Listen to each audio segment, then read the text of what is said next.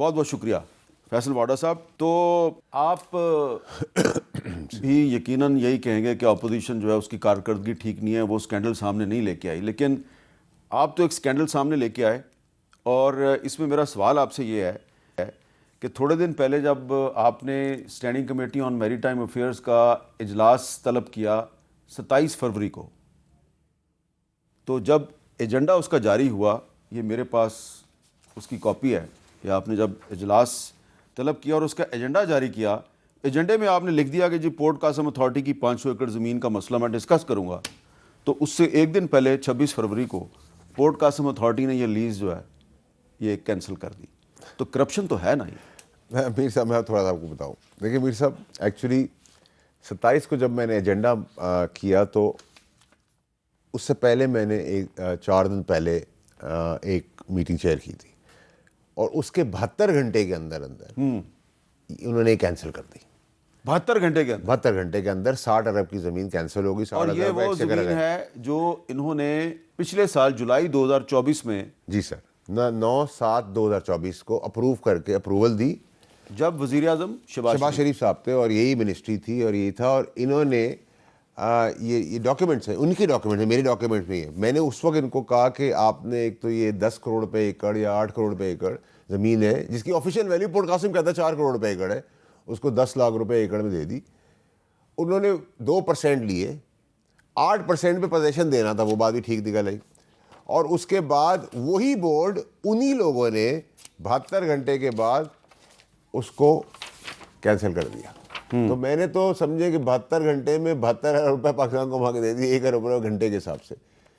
और मैंने आज भी जब मीटिंग चेयर की तो मैंने उनको ये बताया कि जी, वो मुझे ले जा रहे थे कि जी लिटिगेशन में था, ये तो 5 का केस था तो 15 में हुआ। मैंने उनको बताया कि जी सबसे पहली चीज़ ये कि आपसे मैंने ऑफिशियली मांगी एक चीज़, उसके 72 घंटे में आप कैंसिल कर रहे हैं, आप मुझे जवाब नहीं दे रहे। उस 72 घंटे में क्या हुआ? उस 72 घंटे में उन्होंने एक रिबटल दिया उन अखबारात में जो शायद छाया नहीं होते या पढ़े नहीं जाते, नामालूम अखबारात में, और वो भी कराची के, ठीक है, उन पे उन्होंने रिबटल दे दिया। अखबार पे एक उन्होंने लगवा दी अपनी, जी अच्छा, मुझे ऑफिशियल नहीं दिया, मैं उनसे कह रहा हूँ भाई मुझे ऑफिशियल दे, दाएं बाएं से भी। तो ये अब एक कंट्राडिक्शन है कि एक तरफ पोर्ट कासिम अथॉरिटी जो है उन्होंने खबर की तरदीद की, दूसरी तरफ इसको कैंसिल भी कर दिया। ठीक है, मतलब मैं तो आपको डॉक्यूमेंट भी दिखाता हूँ। अभी तो सिर्फ ये स्कैंडल का सर टिप है, ये 50-60 अरब रुपए, अच्छा tip of the iceberg. Sir 365 अरब के पैसे लेंगे, 500 एकड़ देंगे, 365 एकड़ के पैसे दें आप मुझे, वो भी ऑडी कॉनी के भाव, 2% के ऊपर। अभी वो 2% ही मैंने कहा मुझे दिखाएं कि 2%। अच्छा, ये इन्होंने जमीन 5 अरब में बेची है? 5 अरब में बेची, 2% यानी कि 10-12 करोड़ रुपए लिए, 8% पे लिखा है, ये कोई इनकी अप्रूवल में लिखा हुआ है, 8% और देगा तो इसको पोजेसन दे देंगे, 4 साल में पेमेंट करेगा 10 करोड़ रुपए एकड़ वाली जमीन की 8 लाख रुपए 10 लाख रुपए एकड़ के हिसाब से। और इसकी मालियत इस 500 60 अरब 60 अरब है। हाँ, 60 अरब। उन्होंने आगे केसेस में हमें खुद ही ब्रीफ किया कि हमने आगे जो जमीनों की, अच्छा फिर सेलेक्टेड वो है सेटलमेंट्स है, या तो आप कोर्ट में 500 केसेस अगर सबको कर दें, मर्जी है कि 101 निकाल लें, 205 निकाल लें, 251 निकाल लें, 320 निकाल लें। अच्छा जी, जिससे पूछे, जब हम पहली मीटिंग में बैठे तो हमने कहा मिनिस्टर साहब से कि सर आपको पता है? उन्होंने कहा नहीं। कैसर शेख साहब मिनिस्टर, वो कहते हैं मुझे नहीं पता। उस वक्त उन्होंने कहा मुझे नहीं पता, पहली मीटिंग में। तो इनकम्पिटेंट हुआ ना फिर। सुने ना सर, उसके बाद फिर सेक्रेटरी साहब से पूछा, उन्होंने कहा हमें नहीं पता। एडिशनल सेक्रेटरी साहब जो बोर्ड मेंबर थे उनसे पूछा, उन्होंने कहा मुझे नहीं पता उस वक्त। सुने आप, एडिशनल सेक्रेटरी साहब हैं जिनके दस्तखत आपने आज पकड़े। हाँ ठीक है सर। उसके बाद चेयरमैन पोर्ट कासिम की को 2 महीने पहले आए थे, उन्होंने कहा मुझे नहीं पता। आज जब मैं गया तो मैंने पूछा उनसे कि जी एडिशनल सेक्रेटरी साहब आपने तो कहा था, मैं तो मुझे नहीं पता थी, आपको ये 500 एकड़ याद आया आप इसका? उन्होंने कहा मैं बैरून मुल्क था, लेकिन मैं पता नहीं कंप्यूटर पर बैठ के मैंने किया, तो मैंने कहा मिनट्स तो आए थे, तो आपने गलत बयानी की, छुपाया। ठीक है, खैर वो आई गई बात की। उसके बाद सर चेयरमैन पोर्ट कासिम ने ब्रीफ किया, चेयरमैन पोर्ट कासिम को मैंने कहा देखिए अगर आप इस करप्शन का हिस्सा नहीं है, बेईमानी का हिस्सा नहीं है, और डिफेंड गलत करेंगे तो फिर मैं लड़ाई लड़ूंगा आखिर तक, और कागज़ के बेस पे करूँगा।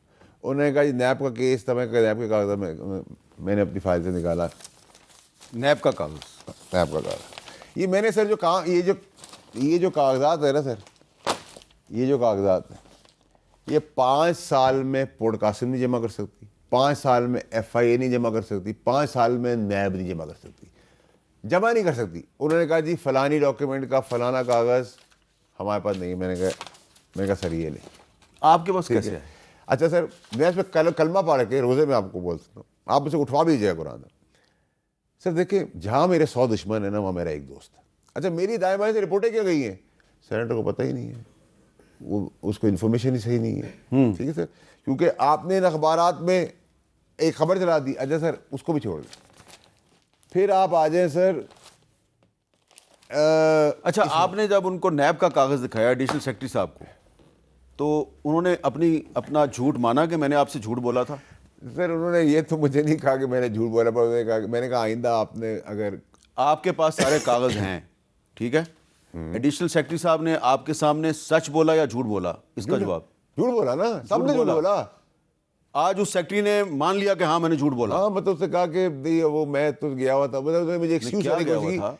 सर देखिए क्वेश्चन ये है कि सर इसमें अरबों खरबों, सर अब सुने ना जी, इसमें ही इसको छोड़ दे, अभी बाकी मैं आ रहा हूँ। इसमें फिर वो ये कहते हैं कि नॉन यूटिलाइजेशन फंड भी माफ।